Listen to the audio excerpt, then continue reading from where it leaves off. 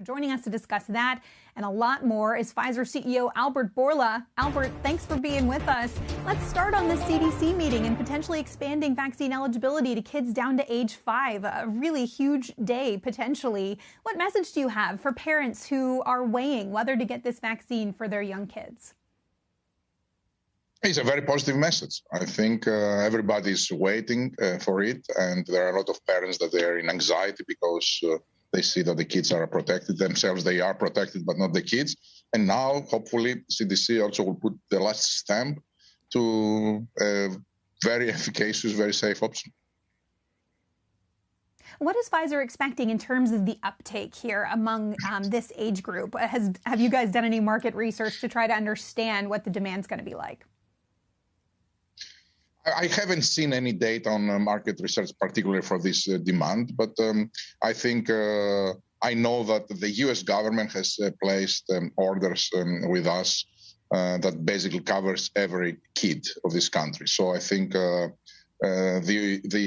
supply will be there, and hopefully a lot of kids will benefit from it.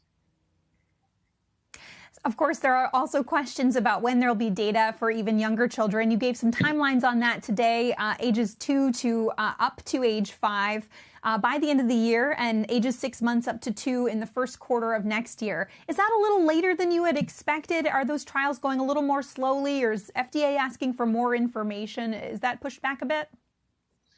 I don't think they're going slower. I think always we were expecting to have, by the end of the year, the studies from the 2 to 5, and those will be the efficacy studies. FDA is asking more safety data, has already asked us, and then we are ramping up the numbers, but that will not affect, I think, the timing of the efficacy, because likely will read out on time. As safety, we may accumulate some more data to submit to the FDA.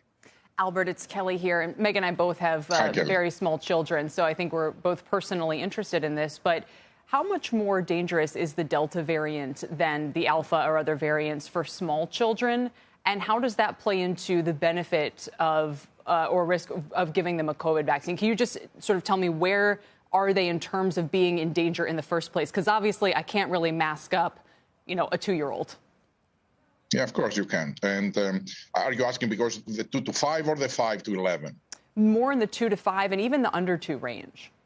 Yes. Well, the kids that they are, this is a disease that is exposing people and individuals and kids if they are in social settings. So kids, the moment they start going to the playgrounds and the moment they start going to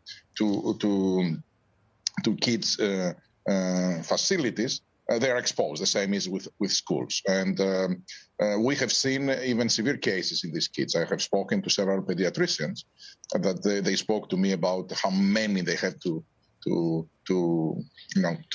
take care in a hospital setting. So I think the risk is very, very clear. I think the vaccine will be very safe. What I think we need to see it is in the doses that we are using it, it will be also effective. I'm very optimistic that it will be. Keep in mind that for these kids, we are using 2 micrograms of RNA. Compare that to 30 micrograms of RNA for the adults. So it's a very, very, very small dose.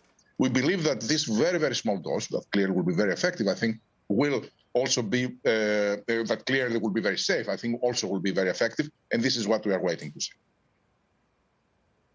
Albert, it's Meg. Just clarifying, is it 3 micrograms or 2 micrograms for those younger kids?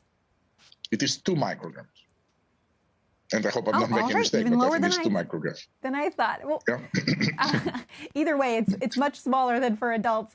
I wanted to ask you also about your COVID antiviral drug. We saw some very positive results from Merck already, some not positive results from another company, Atia, partnered with Roche, although different trial designs. How are you anticipating what those mean for the success of Pfizer's drug? And are you looking at potentially combining your oral COVID pill with Merck's or even with fluvoxamine, the antidepressant for which we saw positive data recently? First of all, I've seen the data of Merck, and I need to congratulate them. These are great data, the 50% efficacy that they have reported. I think it is a significant contribution, and I wish them best luck in their deliberations, submitting the data to FDA, etc. Well, our studies are ongoing, and we expect that we will have readouts on the efficacy likely before the end of the year.